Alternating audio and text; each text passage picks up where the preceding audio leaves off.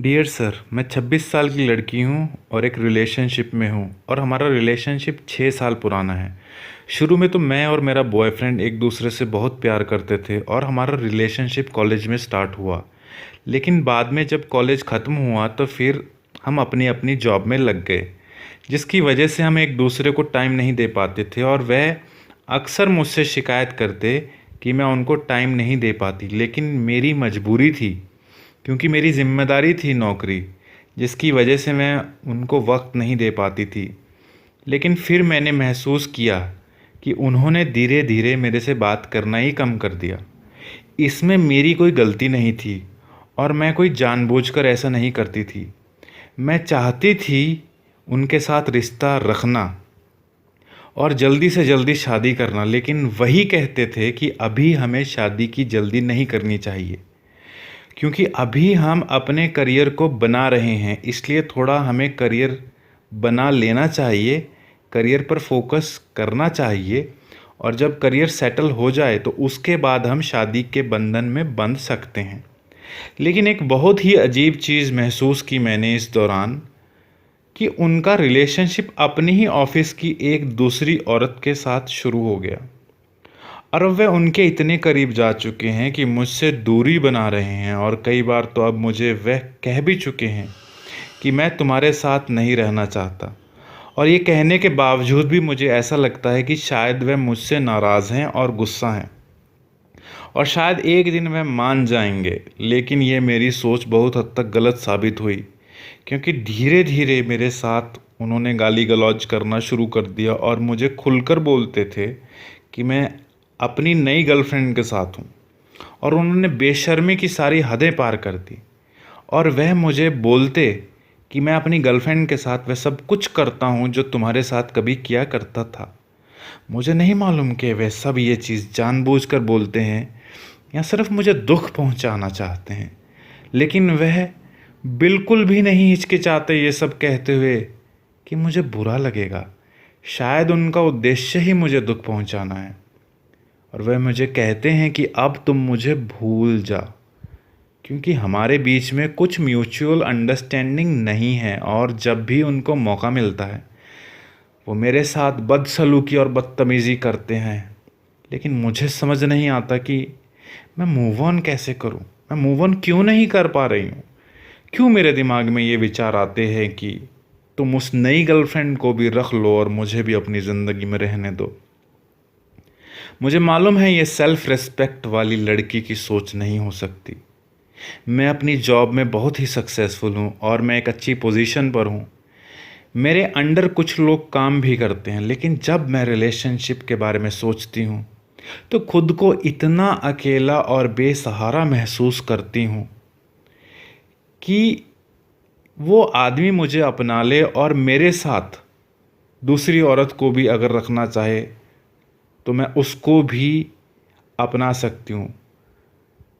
ये आदमी, मैं अपने बॉयफ्रेंड की बात कर रही हूँ, इस आदमी को मैंने बेशर्मी के साथ ये बात भी बोल दी कि कोई बात नहीं, अगर तुम उसको भी रखना चाहते हो तो तुम उसको भी रख लो, लेकिन मुझे मत छोड़ो। वो कहता है कि मैं तुम्हारे साथ शादी नहीं कर सकता हूँ, क्योंकि अगर मैं दो लड़कियों के साथ शादी करूँगा तो मेरे घर के जो लोग हैं वो इसको पसंद नहीं करेंगे। हाँ, अगर तुम रिलेशन रखना चाहती हो या रहना चाहती हो तो मेरी गर्लफ्रेंड बनकर रह सकती हो। मुझे बहुत हैरानी होती है ये जानकर कि वह मेरे साथ एक्स्ट्रा मैरिटल अफेयर रखना चाहता है, कि मैं उसकी पहली गर्लफ्रेंड हूँ। मेरे साथ बहुत ही अजीब अजीब किस्म की डिमांड करता है और मुझे समझ नहीं आता कि मैं उसकी डिमांड्स को पूरा करूँ कि ना करूँ। पहले तो मुझे लगता था कि वह मुझसे प्यार करता है, लेकिन अब वो मुझे लगता है कि सिर्फ सेक्स से ही भरा हुआ है। वो मेरे इमोशंस के साथ खेल रहा है। मैं झूठ नहीं कहूँगी, वह मुझे फ़िज़िकली भी अट्रैक्टिव लगता है और मुझे लगता है कि शायद मुझे उससे बेहतर इंसान नहीं मिलेगा, क्योंकि मैं एक दिखने में एवरेज लड़की हूँ और वो मेरे से कहीं ज़्यादा खूबसूरत है। शायद यही कारण है कि मैं उसको छोड़ना नहीं चाहती, क्योंकि हमारे बीच में एक बहुत ही दिलचस्प जज्बाती रिश्ता भी है और मैं उसकी तरफ सेक्सुअली अट्रैक्ट भी बहुत फ़ील करती हूँ। लेकिन मुझे नहीं मालूम था कि मैं इस हद तक गिर भी सकती हूँ कि दूसरे को उसकी गर्लफ्रेंड के साथ अपनाने के लिए तैयार हो जाऊँ। मैं अपनी सोच को समझ नहीं पाती हूँ। मुझे पता है कि ऐसा सामाजिक तौर पर गलत है और ऐसा नहीं करना चाहिए। लेकिन क्यों मेरे जज़्बातों पर बस नहीं चलता? क्यों मैं इतनी बेशर्म बनी जा रही हूँ कि मुझ में सेल्फ़ रिस्पेक्ट नाम की चीज़ ही नहीं है।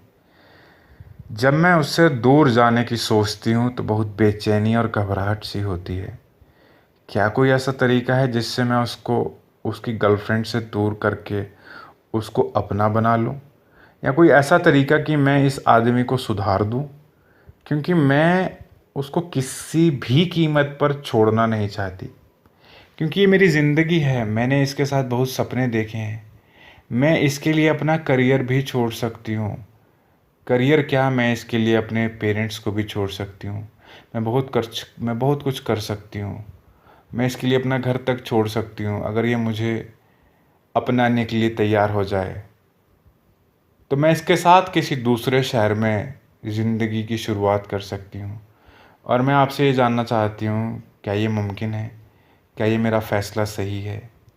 क्या मैं कुछ ऐसा कर सकती हूँ जिससे ये मेरा हो जाए?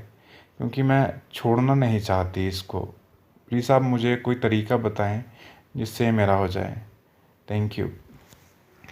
तो ये आपका सवाल। देखिए, इसमें तो सीधी-सीधी ऐसा ही दिखाई देता है कि आप बहुत ही फ्रस्ट्रेटेड हैं। बहुत ही सेल्फ़ रिस्पेक्ट की तो आप में भारी कमी है ही, वो तो आप भी एक्सेप्ट कर रही हैं। लेकिन आप ये चाहती हैं कि किसी भी कीमत पे ये आपका हो जाए। पर आप ये नहीं समझ पा रही हो कि कोई इंसान, किसी को आप फ़ोर्स नहीं कर सकते हो आपसे प्यार करने के लिए। वो आपको सिर्फ़ एक सेक्सुअल ऑब्जेक्ट के तौर पे ही देखता है। तभी तो कितनी बेशर्मी से बोलता है कि एक्स्ट्रा मैरिटल अफेयर रख लेंगे और गर्लफ्रेंड बन के रह लेना तुम। क्या आप ऐसे आदमी के साथ रहना चाहोगे जो आपको कुछ नहीं समझता है? जो आपको एक पैर की जूती से ज़्यादा कोई इज़्ज़त नहीं देता है कि जब दिल किया पहन लिया और जब दिल किया उतार दिया? नहीं, आपकी इज़्ज़त है। और अगर आप ही अपनी इज़्ज़त नहीं करोगे तो कोई क्यों करेगा? आप देखो कितना गिर रहे हो। आप उसको उसकी गर्लफ्रेंड के साथ एक्सेप्ट कर रहे हो। मतलब आप ये कह रहे हो कि अगर वो आपसे भी शादी कर ले, उससे भी शादी कर ले और आप उसके लिए अपने करियर भी छोड़ दोगे, अपने फैमिली, पेरेंट्स सब कुछ क्या हो गया आपको? ऐसा क्या है? सेक्सुअली अट्रैक्टिव है, कोई बात नहीं, बहुत मिल जाएंगे। इमोशनल तो कनेक्शन मुझे कुछ भी नहीं लगता। लेकिन क्या होता है कि लड़कियों की कुछ फैंटेसीज़ होती हैं और सबसे बड़ी फैंटेसी उनकी शादी की होती है। वो बहुत फैंटेसाइज़ करते हैं इन चीज़ों को। उनको लगता है कि शादी हो जाए, मैं इसको बदल दूँगी, मैं उसको अपना लूँगी, मेरे प्यार में बहुत ताकत होती है। तो औरतें इस किस्म की भी सोच रखती है। उसको बड़ा मज़ा आता है ये सोचने में कि वो अपने पति या प्रेमी को बदल सकती है। देखिए, आप किसी को नहीं बदल सकते हो, सिर्फ़ आप खुद को बदल सकते हो। और वो भी देखो, अगर आप खुद को भी बदलना चाहोगे तो देखो आप कितना मुश्किल महसूस करोगे। तो मैं तो आपको यही कहूँगा कि आप बेसिकली आप ये मूव ऑन नहीं कर पा रहे हो, आप इतना गिरे जा रहे हो इसके लिए, उसके पीछे सिर्फ़ एक रीज़न है, क्योंकि आपका कोई कनेक्शन नहीं है इसके साथ इमोशनल। आपको ऐसा लगता है कि ये बहुत ज़्यादा क्यूट है, अट्रैक्टिव है, आपको ऐसा लड़का मिलेगा नहीं फिर।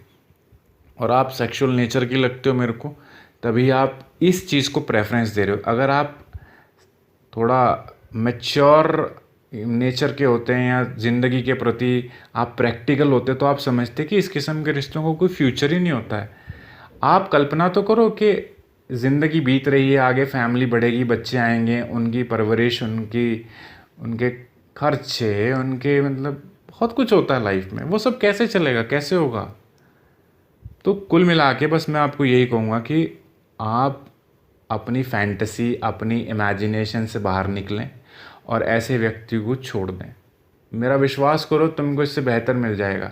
क्योंकि तुम्हें लगता है तुम एवरेज दिखती हो, और मैं बहुत सारे लोगों को जानता हूँ, लड़कियों को जानता हूँ, लड़कों को जानता हूँ जिनको एवरेज लोग ही अच्छे लगते हैं वो अपने से कम खूबसूरत लोगों की तरफ आकर्षित होते हैं।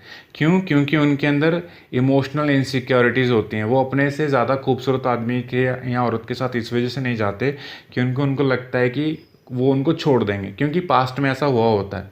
तो अगर आप गुड लुकिंग हैं या एवरेज लुकिंग हैं तो आप ये समझ लो कि ये भी एक किस्म का एडवांटेज ही है आपके लिए। बहुत किस्म के लोग आपको मिल जाएंगे जो आपसे गुड लुकिंग हैं, जो अपने से कम गुड लुकिंग पार्टनर को पसंद करते हैं।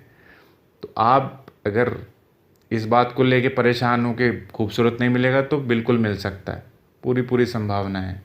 तो आप इसको छोड़ दो, इसको बिल्कुल छोड़ दो उस लड़की के साथ। ये आपसे प्यार नहीं करता है। और जो इंसान आपके साथ रहना ही नहीं चाहता है ना, तो उसके साथ आपको कल्पना भी नहीं करनी चाहिए रहने की। Thank you.